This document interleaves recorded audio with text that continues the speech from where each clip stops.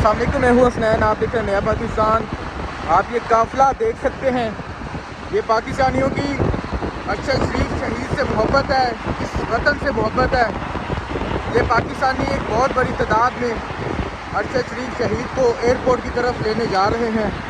आप देख सकते हैं पाकिस्तानी एक बहुत बड़ी तादाद में अरशद शरीफ को लेने जा रहे हैं। ये सैकड़ों गाड़ियाँ अरशद शरीफ को लेने जा रही हैं। आप तकरीबन हम एयरपोर्ट पर पहुंचने वाले हैं। आपको जो भी अपडेट होगी आपको देते रहेंगे। आप देख सकते हैं लोग अरशद शरीफ को लेने जा रहे हैं। ये काफ़िला, ये गाड़ियां जा रही हैं अरशद शरीफ को लेने। आप ये देख सकते हैं लोग पहुंच रहे हैं अरशद शरीफ को लेने। कई लोग आप देख सकते हैं आगे की तरफ जा रहे हैं और एक काफ़िला ये करा है।